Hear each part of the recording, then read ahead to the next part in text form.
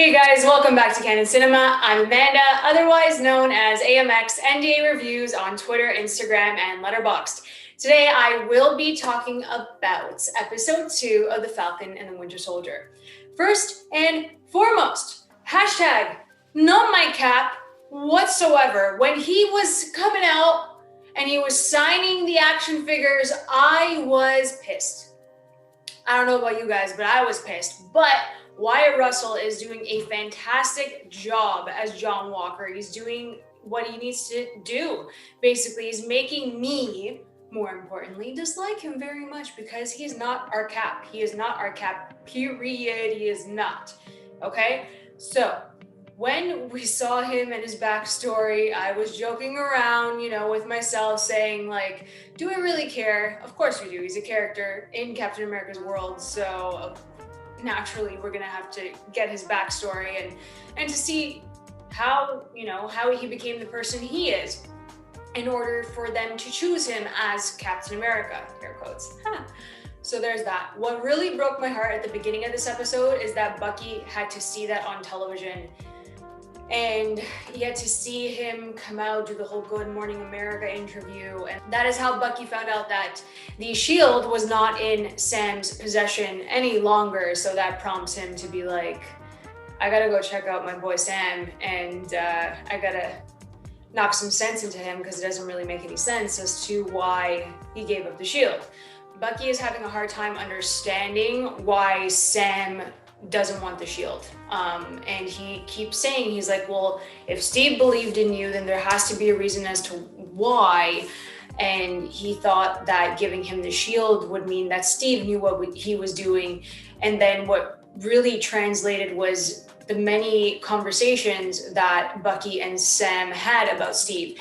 And you see that Steve has affected both of them in different ways by essentially just being a good, wholesome person. And you see that especially with Bucky, like every little thing that John Walker does upsets him because Bucky knows what the meaning of the shield is. And he also has so much faith in Sam. He believes in Sam Wilson to hold that shield and become Captain America, which is also such a beautiful thing. Because we also understand that the whole MCU arc for Sam Wilson was to set him up to become Captain America. Sam had no reason to just get up and go other than the fact that like Captain America needed his help in the Winter Soldier and then in Civil War and trying to find Bucky. In a way, Sam also believed in Steve and his connection to Bucky and what Bucky meant. And he also, at first he did see him as the Winter Soldier, but then he saw him as Steve saw him. And then that's where that connection lies, realistically. Sam went on this journey with Steve for Bucky, and now Bucky is kind of doing the exact same thing for Sam. He's on his side, he's in his corner, and he wants him to understand that him being Captain America is just extending the legacy of the shield. He wants him to understand that. But this is the other page. And this is what Marvel is doing extremely well, because I found this episode to be extremely well written. There is a balance here where Bucky has no idea about the systemic racism that is going on in the United States, especially post-blip. I feel like it got worse because we never really experienced any of that on screen in previous films. So I think that the post-blip type situation changed the system, changed the government, changed society entirely. This is how they're going to relay this story. And in a way, Bucky being there as someone who doesn't quite understand and what's going on in Sam's head.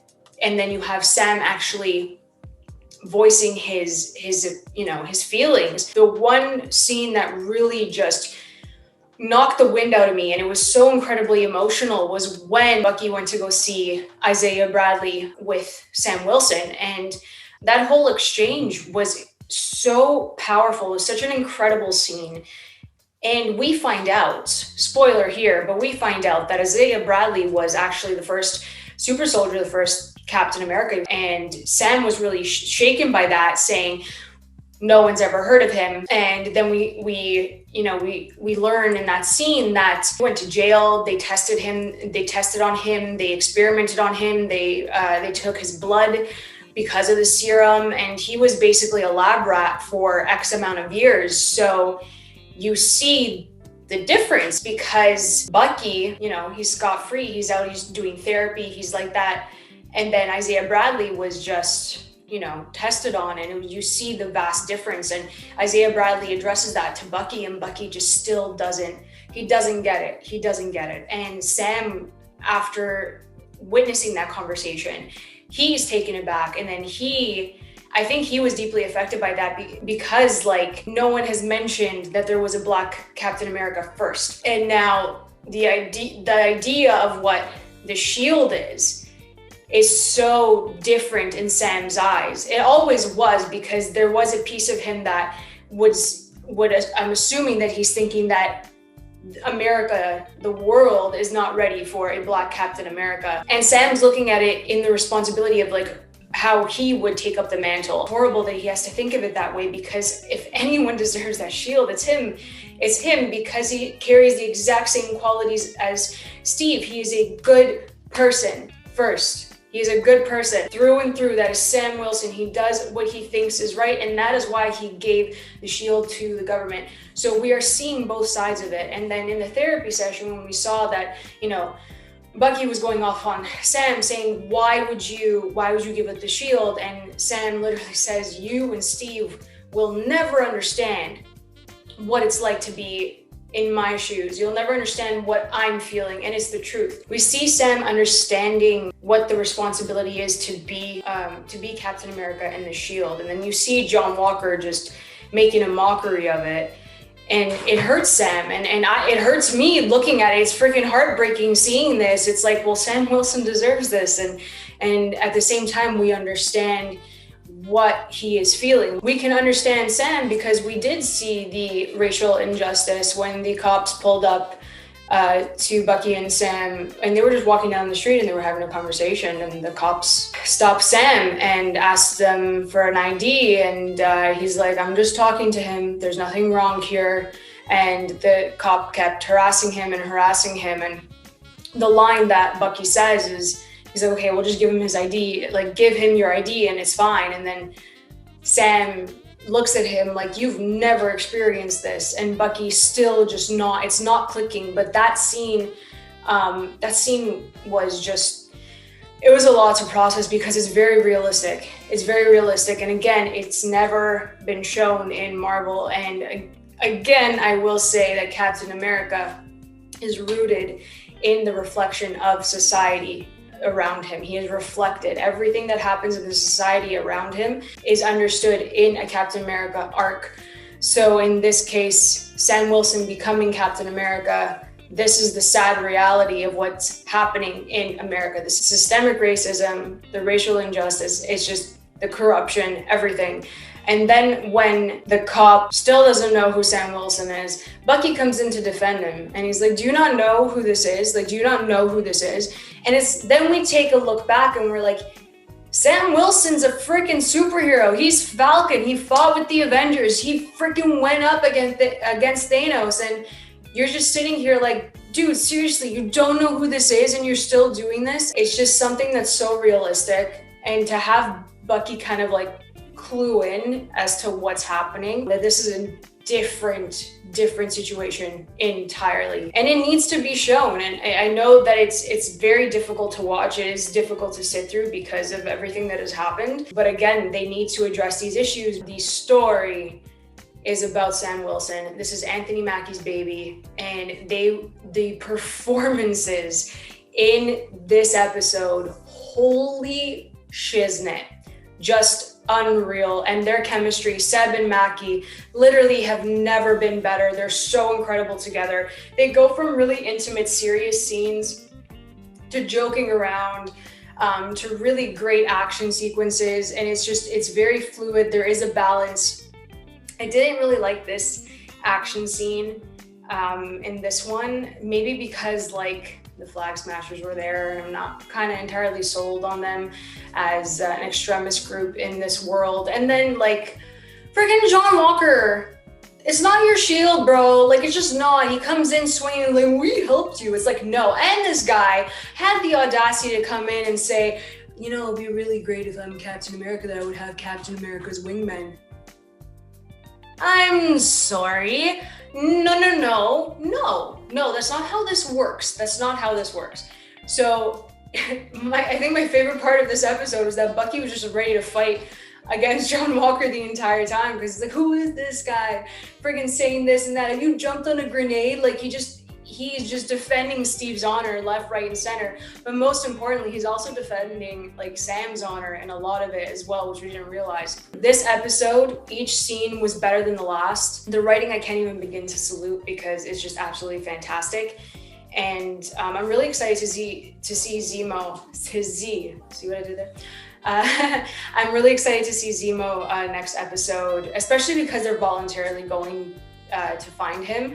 So I think it's going to be really interesting how he's going to fit into all this. I do think that Zemo is attached to the Flag Smashers, because why else, you know? But I really, I don't know. I don't think Zemo's the villain in this. I think there's someone else that could be introduced, but that's me theorizing. I don't know. I don't think Zemo's going to be a villain in this, but he is incredible, and I'm so excited for that. But yeah, I hope that they flesh out the action scenes a bit more. The jokes kind of were misplaced. They didn't really land as much as I would hope they would. Like, I think maybe because I saw some in the trailers, and I tried to avoid the trailers. But I just hope that the comedy is a bit more placed in different areas. So it kind of works, because I'm really happy that they're letting the intense emotional scenes breathe, because it's really, you know, it's in Marvel nature. They would usually like close that up like real quick with a joke or a stupid punchline, but they're letting them breathe. You are feeling the emotions with these characters, and you kind of need to with Sam and Bucky. You know, one of the last scenes when they're in the therapist office was really, really good. Again, you went from like something playful to a very, very intense emotional moment on Bucky's part, which, you know, kind of prompted Sam to go off as well. So yeah, it's very emotional, and you could tell that like Bucky wants to reach out to Sam. He wants to be there for him, you know, the same way that he was for Steve for that short period of time. He wants that for Sam. Who else really knows like what Sam's going through with losing Steve, you know, or if he's dead, which I'm assuming that he is dead. But it's just the whole fact that like the closest people to Steve were Sam and Bucky, and they kind of have to deal with this together, especially seeing like a fake Captain America. I can only imagine how this is going to progress, especially because Bucky just wants to steal the shield. I'm with you, man. I'll suit up. I'll go steal that shield. I don't need it in the hands of that freaking guy. I don't need it. But yeah, like this episode was great. I do give it another 4 out of 5. Really enjoyed it. Bucky and Sam are like amazing. They're amazing. Anthony Mackie, Sebastian Stan. The chemistry is off the charts. You guys deserve Emmys for your performances, because they're just knocking it out of the park. And I can't wait for the rest of the season. Well, that is my review of episode 2 of The Falcon and the Winter Soldier. And it was a heavy one. It was heavy, very emotional. Of course your girl cried. What else is new? But yeah, guys, if you like this video, please like and subscribe. You can always find me over at AMX NDA Reviews on Twitter, Instagram, and Letterboxd. Come on in and enjoy the conversation. I love talking about movies, TV shows, Marvel, DC. So come check me out. I'll catch you guys later. Keep watching movies.